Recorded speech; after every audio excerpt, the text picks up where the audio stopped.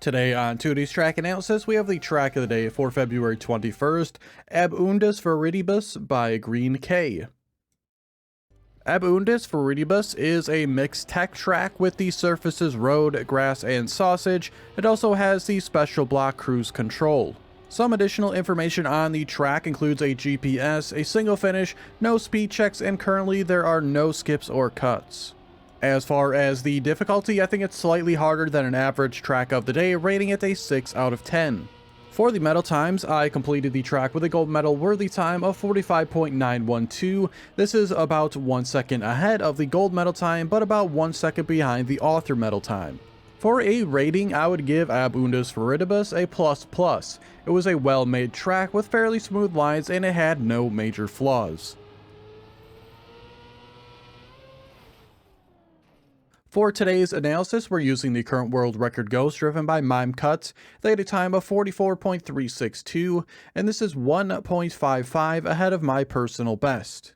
At the start here, I want to go over something I didn't really notice while driving the track myself. Here, I'm exiting a bit too high to the right. You want to make sure your left side tires go over where these pieces connect right here.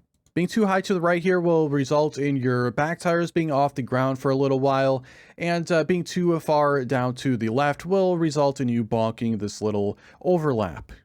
After this sausage section, we'll end up in the grass where you want to take it nice and smooth down and smooth back up. You don't want any airtime jumping down into the grass. You also don't want any airtime exiting the grass. For this section here, you can go up on the wall a little bit. It ends up kind of being a wash, as if you go up higher on the wall, you get more exit speed. But if you take an inside line, obviously it's just a shorter route overall. You just don't want to go too high up on the wall here. We'll see here on the exit though that the world record actually drifts this spot here so they can get around this corner tighter and set themselves up for a nice line for this upcoming grass turn. And we'll see a different approach from me here, as I did not think to drift that previous one to get a better line here. What I did here is release the gas, so I was able to get around this corner a little bit tighter than you otherwise would have going full speed. Obviously, this is not the best way to do it, but it is better than not doing it. And we'll see that difference here as we drive around this corner, as the world record can take a much better inside line, while here I slid a little higher up towards the left on the hill. Make sure you go to the bottom right of this hill so you don't get any air time. And then for this turn here, make sure you slide a little bit onto the road and then 100% steer to the left through this, as if you don't, you will most likely bonk this pole here to the right side. After this, we have this grass uphill on this turn here. You want to be on an inside line like the world record. I'm a bit outside here. It's not going to be a huge deal. We're not going to lose too much time, but something that could easily be cleaned up. That brings us into this upcoming drift here, in which on the entrance to this, you want to be turning very hard to the right. And then you also want to be braking a lot through this as well. Here, I tapped brake a little bit more on the exit, as I thought I didn't have the angle for it. But this is going to cost me, and I otherwise would have had a near perfect drift there. Moving up a little further here, I wish I was a little bit wider entering this. I committed to the right-hand turn a little too early, and we'll see here as we get to the grass, I'll slide out a little bit towards the left, have to overcorrect back to the right again.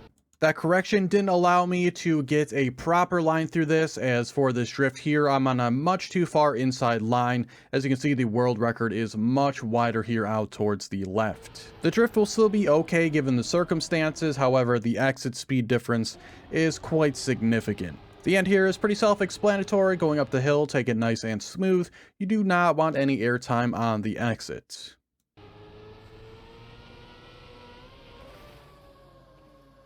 Not a ton to really say for the final thoughts today. Overall, I thought the track was pretty good, even though in today's discovery, I wasn't really feeling it too much.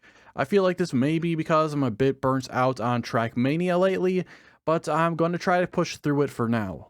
I hope you enjoyed today's analysis though. If you did, be sure to like the video and subscribe.